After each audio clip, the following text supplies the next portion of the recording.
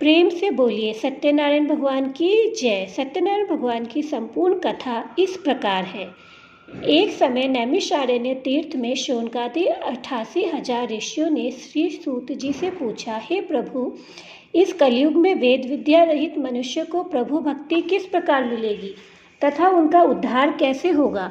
हे मुनिश्रेष्ठ, कोई ऐसा तप कहिए जिसमें थोड़े समय में पुण्य प्राप्त होवे तथा मनवांछित फल मिले। वह कथा सुनने की हमारी इच्छा है। सर्वशास्त्र ज्ञाता श्री सूत जी से बोले, हे वैष्णव में पूज्य, आप सबने प्राणियों की हित की बात पूछी है। अब मैं उस श्रेष्ठ व्रत को आप लोगों से कहूँगा जिस व्रत को नारद जी ने लक्ष्मी नारायण से पूछा था और लक्ष्मीपति ने मुनि श्रेष्ठ नारद से कहा था। सो ध्यान से सुनो। एक समय योगीराज नारद जी दूसरों की हित की इच्छा से अनेक लोकों में घूमते हुए मृत्यु लोक में आ पहुँचे। यहाँ अनेक योनियों में जन्मे हुए प्राय सभी मनुष्य को अपने कर्मों द्वारा अनेकों दुखों से पीड़ित देखकर सोचा, किस यत्न के करने से निश्चय ही दुखों का नाश हो सकेगा। ऐसा मन में सोचकर विष्णु लोक को गए। वहाँ श्वेत वर्ण और 4 भुजाओं वाले देवों के ईश नारायण को, जिनके हाथों में शंख, चक्र, गदा और पद्म थे तथा वरमाला पहने हुए थे, देखकर स्तुति करने लगे। हे भगवान, आप अत्यंत शक्ति से संपन्न हैं। मन तथा वाणी भी आपको नहीं पा सकती। आपका आदि मध्य अंत नहीं है। निर्गुण स्वरूप के कारण भक्तों के दुखों को नष्ट करने वाले हो। आपको मेरा नमस्कार है। नारद जी से इस प्रकार की स्तुति सुनकर विष्णु भगवान बोले, हे मुनिश्रेष्ठ, आपके मन में क्या है? आपका किस काम के लिए आगमन हुआ है? निसंकोच कहो। तब नारद मुनि बोले, मृत्यु लोक में सब मनुष्य जो अनेक योनियों में पैदा हुए हैं, अपने अपने कर्मों के द्वारा अनेक प्रकार के दुखों से दुखी हो रहे हैं। हे नाथ, मुझ पर दया रखते हो तो बताइए कि उन मनुष्यों के सब दुख थोड़े से ही प्रयत्न से कैसे दूर हो सकते हैं। श्री भगवान जी बोले, हे नारद, मनुष्य की भलाई के लिए तुमने बहुत अच्छी बात पूछी है। जिस काम के करने से मनुष्य मोह से छूट जाता है वह मैं कहता हूँ, सुनो। बहुत पुण्य देने वाला स्वर्ग तथा मृत्युलोक दोनों में दुर्लभ एक उत्तम व्रत है। आज मैं प्रेमवश होकर तुमसे कहता हूँ, सत्यनारायण का यह व्रत अच्छी तरह विधान पूर्वक करके मनुष्य तुरंत ही यहाँ सुख भोगकर मरने पर मोक्ष को प्राप्त होता है।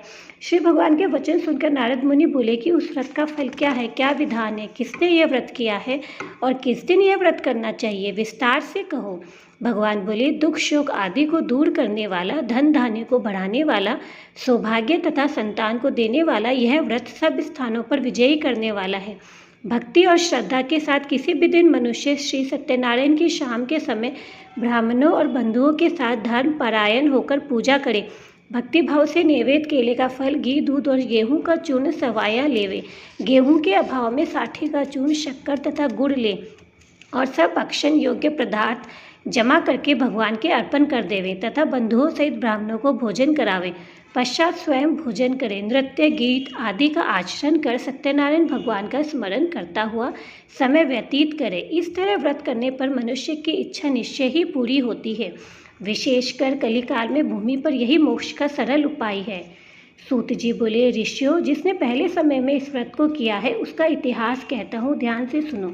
सुंदरकाशी पुरी में एक अत्यंत निर्धन ब्राह्मण रहता था। वह भूख और प्यास से बेचैन हुआ नित्य पृथ्वी पर घूमता था। ब्राह्मणों से प्रेम करने वाले भगवान ने ब्राह्मण को दुखी देखकर बूढ़े ब्राह्मण का रूप धरकर उसके पास जा आदर के साथ पूछा, हे विप्र, नित्य दुखी हुआ पृथ्वी पर क्यों घूमता है? श्रेष्ठ ब्राह्मण, ये सब मुझसे कहो, मैं सुनना चाहता हूँ। ब्राह्मण बोला, मैं निर्धन ब्राह्मण हूँ, भिक्षा के लिए पृथ्वी पर फिरता हूँ। हे भगवान, यदि आप इसका उपाय जानते हो तो कृपा कर कहो। वृद्ध ब्राह्मण बोला कि सत्यनारायण भगवान मन वांछित फल देने वाले हैं, इसीलिए हे ब्राह्मण, तू उनका पूजन कर, जिसके करने से मनुष्य सब दुखों से मुक्त होता है। ब्राह्मण को व्रत का सारा विधान बताकर बूढ़े ब्राह्मण का रूप धारण करने वाले सत्यनारायण भगवान अंतर्धान हो गए। जिस व्रत को वृद्ध ब्राह्मण ने बताया है मैं उसको करूँगा। ये निश्चय करने पर उसे रात में नींद आई। वह सवेरे उठ सत्यनारायण के व्रत के निश्चय करके भिक्षा के लिए चला गया। उस दिन उसको भिक्षा में बहुत धन मिला, जिससे बंधु बांधवों के साथ उसने सत्यनारायण का व्रत किया। इसके करने से वह विप्र सब दुखों से छूटकर अनेक प्रकार की संपत्तियों से युक्त हुआ। उस समय से वह विप्र हर मास व्रत करने लगा। इस तरह सत्यनारायण भगवान के व्रत को जो करेगा वह सब पापों से छूटकर मोक्ष को प्राप्त होगा।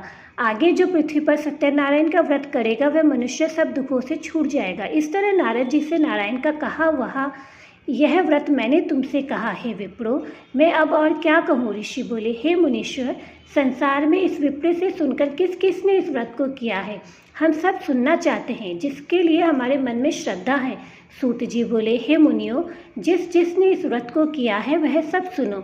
एक समय एक विप्र धन और ऐश्वर्य के अनुसार बंधु बांधवों के साथ व्रत करने को तैयार हुआ। उसी समय एक लकड़ी बेचने वाला बूढ़ा आदमी आया और बाहर लकड़ियों को रखकर विप्र के मकान में गया। प्यास से दुखी लकड़हारा व्रत करते देखकर विप्र को नमस्कार कर कहने लगा कि आप यह क्या कर रहे हैं और इसके करने से क्या फल मिलता है, कृपा करके मुझसे कहो। ब्राह्मण ने कहा, यह सब मनोकामनाओं को पूरा करने वाला सत्यनारायण भगवान का व्रत है। इसकी ही कृपा से मेरे यहाँ धन धान्य आदि की वृद्धि हुई है। विप्र से इस व्रत के बारे में जानकर लकड़हारा बहुत प्रसन्न हुआ। तब वह चरणामृत लेकर और प्रसाद खाने के बाद अपने घर को गया। लकड़हारा ने मन में इस प्रकार का संकल्प किया कि आज ग्राम में लकड़ी बेचने से जो धन मिलेगा उसी से सत्यनारायण देव का उत्तम व्रत करूंगा। यह मन में विचार कर वह बूढ़ा आदमी लकड़ियां अपने सिर पर रखकर जिस नगर में धनवान लोग रहते थे वह ऐसे सुंदर नगर में गया। उस रोज वहां पर उसे उन लकड़ियों को दाम पहले दिनों से चौगुना मिला। तब वह बूढ़ा लकड़हारा दाम ले और अति प्रसन्न होकर पके केले की फली, शक्कर, घी, दूध, दही और गेहूं का चून इत्यादि सत्यनारायण भगवान के व्रत की कुल सामग्रियों को लेकर अपने घर गया। फिर उसने अपने भाइयों को बुलाकर विधि के साथ भगवान जी का पूजन और व्रत किया। उस व्रत के प्रभाव से वह बूढ़ा लकड़हारा धन, पुत्र आदि से युक्त हुआ और संसार के समस्त सुख भोग कर वैकुंठ को चला गया। सूत जी बोले, हे श्रेष्ठ मुनियों, अब आगे की कथा कहता हूँ, सुनो। पहले समय में उल्लाखमुख नाम का एक बुद्धिमान राजा था।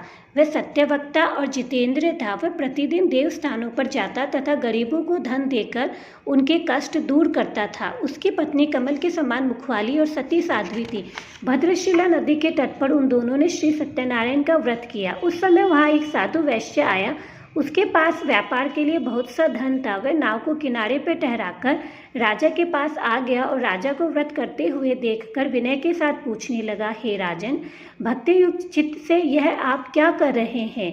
मेरी सुनने की इच्छा है, सो आप यह मुझे बताइए। राजा बोला, हे साधु, अपने बंधुओं के साथ पुत्रादि की प्राप्ति के लिए एक महाशक्तिमान सत्यनारायण भगवान का व्रत व पूजन किया जा रहा है। राजा के वचन सुनकर साधु आदर से बोला, हे राजन, मुझसे इसका सब विधान कहो। मैं भी आपके कथानुसार इस व्रत को करूँगा। मेरे भी कोई संतान नहीं है और इससे निश्चय ही होगी। राजा से सब विधान सुन व्यापार से निवृत्त हो वह आनंद के साथ घर गया। साधु ने अपनी स्त्री से संतान देने वाले उस व्रत का समाचार सुनाया और कहा कि जब मेरे संतान होगी तब मैं इस व्रत को करूँगा। साधु ने ऐसे वचन अपनी स्त्री लीलावती से कहे। एक दिन उसकी स्त्री लीलावती पति के साथ आनंदित हो सांसारिक धर्म में प्रवृत्त होकर सत्यनारायण भगवान की कृपा से गर्भवती हो गई और तथा 10वें महीने में उसे एक सुंदर कन्या का जन्म हुआ। दिनों दिन वह इस तरह बढ़ने लगी जैसे शुक्ल पक्ष का चंद्रमा बढ़ता है। कन्या का नाम कलावती रखा गया।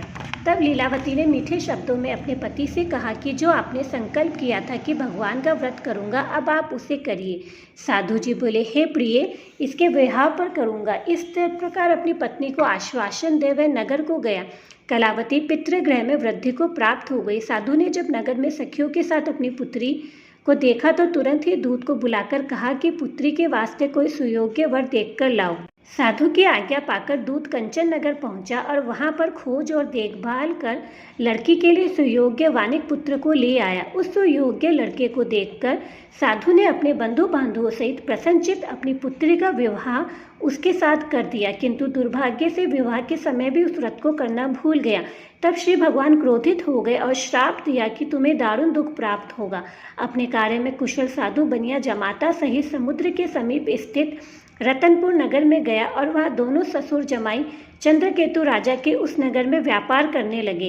एक रोज भगवान सत्यनारायण के माया से प्रेरित कोई चोर राजा का धन चुराकर भागा जा रहा था, किंतु राजा के दूतों को आता देखकर चोर ने घबराकर भागते हुए राजा के धन को वहीं चुपचाप रख दिया जहां वह ससुर जमाई ठहरे हुए थे। जब दूतों ने उस साधु वैश्य के पास राजा के धन को रखा देखा तो दोनों को बांधकर ले गए और प्रसन्नता से दौड़ते हुए राजा के समीप जाकर बोले, यह दो चोर हम पकड़ कर लाए हैं, देखकर आज्ञा दे। तब राजा की आज्ञा से उनको कठिन कारावास में डाल दिया और उनका धन छीन लिया। सत्यनारायण भगवान के श्राप द्वारा उनकी पत्नी भी घर पर बहुत दुखी हुई और घर पर जो धन रखा था चोर उसे चुराकर ले गए। शारीरिक व सामाजिक पीड़ा तथा भूख प्यास से अति दुखित हो अन्न की चिंता में कलावती एक ब्राह्मण के घर गई। वहाँ उसने सत्यनारायण भगवान का व्रत होते देखा। फिर कथा सुनी तथा प्रसाद ग्रहण कर रात को घर आई। माता ने कलावती से कहा, हे पुत्री, अब तक कहाँ रही? वह तेरे मन में क्या है? कलावती बोली, हे माता, मैंने एक ब्राह्मण के घर श्री सत्यनारायण भगवान का व्रत देखा है। कन्या के वचन सुनकर लीलावती भगवान के पूजन की तैयारी करने लगी। लीलावती ने परिवार और बंधुओं सहित श्री सत्यनारायण भगवान का पूजन किया और वर मांगा कि मेरे पति और दामाद शीघ्र आ जावे। साथ ही प्रार्थना की कि हम सबका अपराध क्षमा करो। सत्यनारायण भगवान इस व्रत से संतुष्ट हो गए और राजा चंद्रकेतु को स्वप्न में दर्शन देकर कहा, हे राजन, दोनों वैश्य को प्रातः ही छोड़ दो और उनका सब धन जो तुमने ग्रहण किया है दे दो, नहीं तो मैं तेरा धन, राज्य, पुत्रादि नष्ट कर दूंगा। राजा से ऐसे वचन कहकर भगवान अंतर्ध्यान हो गए। प्रातःकाल राजा चंद्रकेतु ने स्वप्न में स्वप्न सुनाया। फिर दोनों वानिक पुत्रों को कैद से मुक्त कर सभा में बुलाया और कहा, हे महानुभावों, भावी वर्ष तुम्हें ऐसा कठिन दुख प्राप्त हुआ है, अब तुम्हें कोई भय नहीं। ऐसा कहकर राजा ने उनको नए नए वस्त्राभूषण पहनाए तथा उनका जितना धन लिया था उससे दुना धन देकर आदर से विदा किया। दोनों वैश्य अपने घर को चल दिए। सूत जी बोले, वैश्य ने मंगलाचार करके यात्रा आरंभ की और अपने नगर को चला। उनके थोड़ी दूर निकलने पर दंडी वेशधारी सत्यनारायण ने उनसे पूछा, हे साधु, तेरी नाव में क्या है? अभिमानी वानिक हंसता हुआ बोला, हे दंडी, आप क्यों पूछते हो? क्या धन लेने की इच्छा है? मेरी नाव में तो बेल और पत्ते भरे हैं। वैश्य का कठोर वचन सुनकर भगवान ने कहा, तुम्हारा वचन सत्य हो। दंडी ऐसा कहकर वहां से दूर चले गए और कुछ दूर जाकर समुद्र के किनारे बैठ गए। दंडी के जाने पर वैश्य ने नित्य क्रिया करने के बाद नाव को ऊंची ऊंची देखकर अचंभा किया तथा नाव में बेल पत्ते आदि देखकर मूर्छित हो जमीन पर गिर पड़ा। फिर मूर्छा खुलने पर अत्यंत शोक प्रकट करने लगा। तब उसका दामाद बोला कि आप शोक न करें, यह दंडी का श्राप है, अतः उनकी शरण में चलना चाहिए, तभी हमारी मनोकामना पूरी होगी। दामाद के वचन सुन वह दंडी के पास पहुंचा और अत्यंत भक्तिभाव से नमस्कार करके बोला, मैंने जो आपसे असत्य वचन कहे थे उनको क्षमा करो।